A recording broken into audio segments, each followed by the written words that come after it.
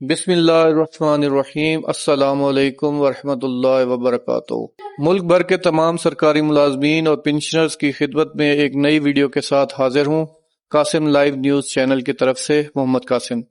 اس channel میں آپ کو سرکاری ملازمین کی تنخواہوں میں اضافہ اور پنشنرز کی پنشنز میں اضافہ اور کون کون سے الاؤنسز میں کتنا اضافہ ہونے جا رہا ہے بجٹ 2026 میں، اور آرمی پرسنز کی سیلریز میں کتنا اضافہ ہوگا وہ سب بتاؤں گا۔ آپ بنے رہیے میرے چینل قاسم لائیو نیوز میں۔ آپ سے ایک گزارش ہے کہ اگر آپ نے میرا چینل سبسکرائب نہیں کیا تو اس کو سبسکرائب کر دیں اور بیل آئیکن کو دبا دیں اور ویڈیو کو لائک کر دیں۔ سرکاری ملازمین کی تنخواہوں میں 3 تجاویز زیر غور ہیں۔ نمبر 1، ایڈہاک ریلیف الاؤنس جو 4 بیسک میں ابھی تک ضم نہیں ہوئے ہیں، اس میں سے 1 ARA یا 2 ARA بیسک پے میں ضم کر کے 5% تنخواہ اور 5% پنشن میں اضافے کی تجویز ہے۔ نمبر 2،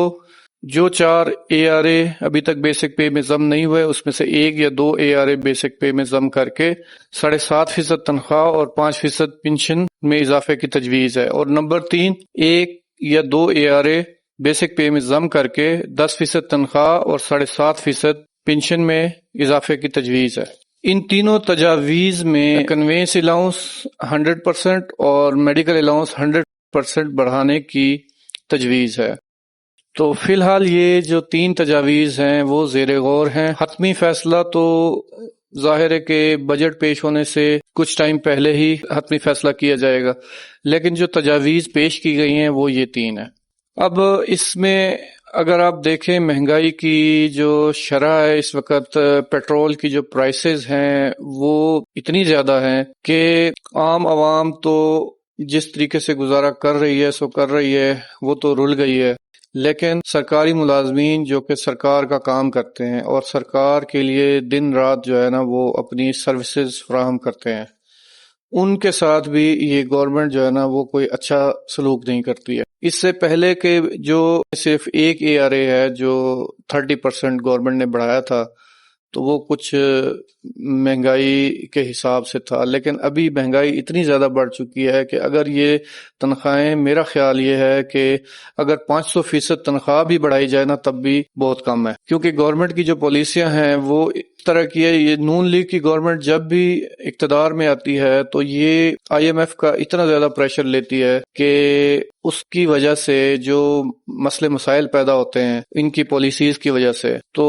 وہ پالیسیز کچھ اس طرح ہوتی ہیں کہ لوگوں کو اتنی زیادہ یعنی پرابلمز کا سامنا کرنا پڑتا ہے کہ یہ چاہتے ہیں کہ جس طرح ہم چوری اور ڈکیتی کر کے ملک پہ قابض ہوئے ہیں، اسی طرح یہ سرکاری ملازمین بھی چوریاں چکاریاں کر کے اپنا جو ہے نا سرکل چلاتے رہیں۔ تو جب بھی ایسی گورنمنٹ آتی ہے تو یہ اسی طرف لوگوں کو لگاتی ہے کہ جس طرح ہم اتنی فنکارانہ ہمارے اندر جو صلاحیتیں ہیں ہم ان کو بروئے کار لاتے ہوئے چوریاں چکاریاں کرتے ہیں، اور جس طریقے سے لوگوں کے ساتھ، عوام کے ساتھ فراڈ کر کے اس حکومت کو چلاتے ہیں،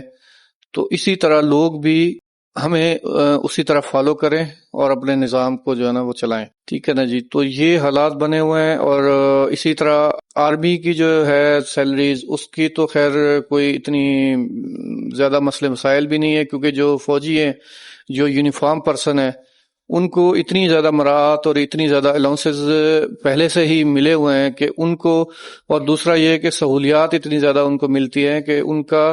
1 روپے کا بھی خرچہ نہیں ہوتا۔ ان کے جو ایکسپنسز ہوتے ہیں وہ فوج نے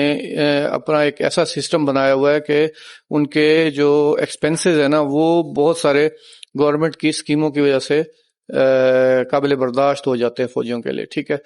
تو جو عام سول سروینٹ ہیں، جو عام محکمے ہیں، جس طرح ٹیچنگ کا محکمہ ہے، جس طرح زراعت کا محکمہ ہے، جس طرح باقی دوسرے فیڈرل کے اور پروونشل گورنمنٹ کے جو ادارے ہیں، جو سول سرونٹس ہیں،